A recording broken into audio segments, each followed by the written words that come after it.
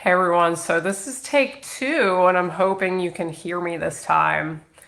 So, this is a little unusual. I don't really even like post to social media, and here I am talking to all of you. But the reason I'm here is because I, as well as many of you, am concerned about our country.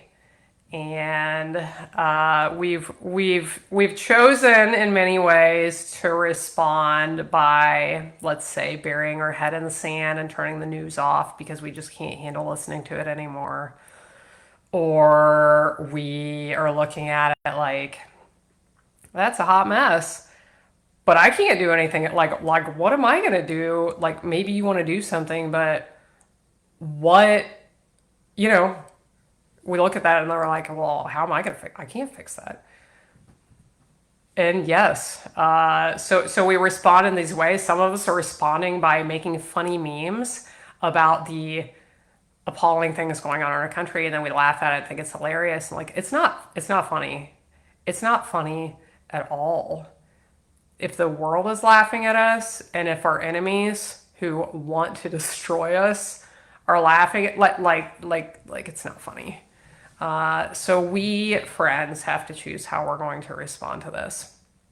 And I've kind of started my journey on being re-inspired about, I mean, I've always been so thankful to be an American. I've wondered many times in my life, why was I born into this place when so many other people are born into communism or socialism or places where they can't feed their children? Why was I put here? I can't answer that. I'm guessing you can't answer that. But here I am. We have been given amazing blessings. And just because we have experienced these things for our whole lives doesn't mean they are promised to continue. Our freedoms are in jeopardy. There are things going on in this country that, if you think the news is scary, in my opinion, the news that doesn't make the news is scarier. And our freedoms are in jeopardy, and we need to be paying attention to what's going on, and we have to decide how we're going to respond.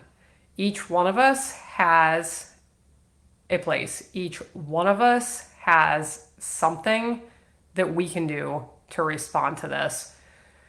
This right here, for right now, is my response. I'm going to start talking, and we're going to talk about what we can do. We're going to remember how amazing this country is. We're going to remember, like, it seems like a miracle that our country even came to be as it is, with democracy and with the freedoms that we have. It's unbelievable. Like, think about the fact a bunch of teenage farm boys fought the British army, the British military, and beat them.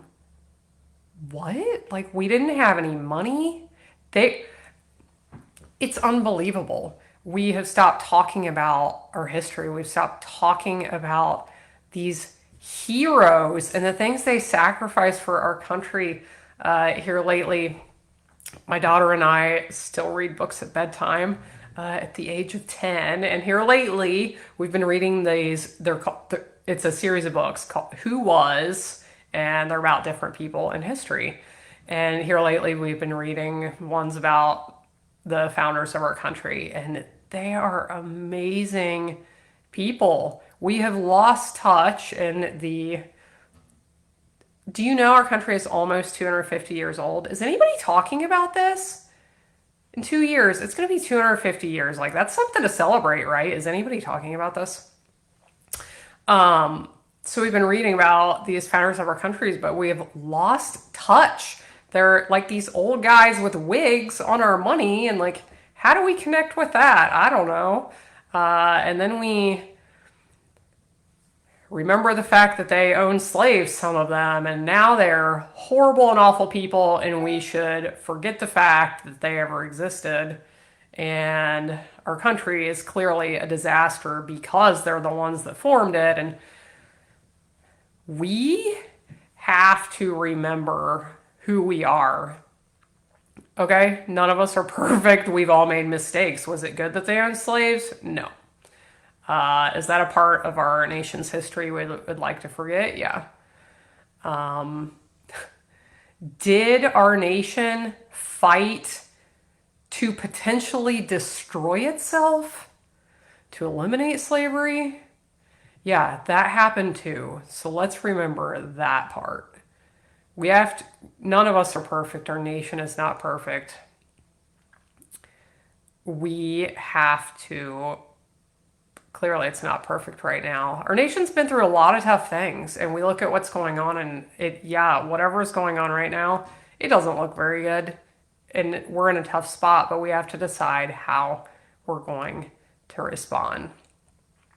So my response right now is going to be we're going to chat probably each day around noon Eastern time. We're going to see how this goes, and we're going to try and talk about what we can do, how we can respond to this, friends, because I know you care about our country and I care about our country. And here's the thing.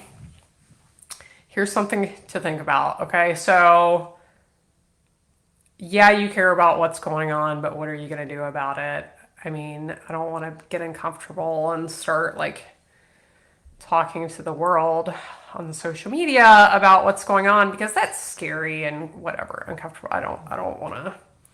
Oh, I don't want to bring it up with my neighbors. They may not agree with me, and we might get into a disagreement. Or okay, so it may not be important enough to you, but think about your children and think about your grandchildren.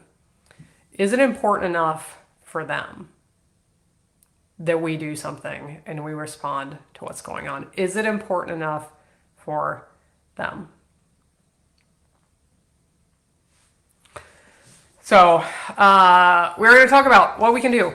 And this is my first recommendation. I think every American should either read this book or listen to the audiobook. There's an audiobook version. That's how I got through the whole thing. I listened to the audiobook. Reading books, sitting down and reading doesn't always make it on my to-do list all the time. But I think it was meant to be that I came across this book. I was at the library. We were getting books for the child. And this one was sitting there. It wasn't politely shelved like this where I wouldn't have seen it. It was sitting there right there on display like this for me to see it.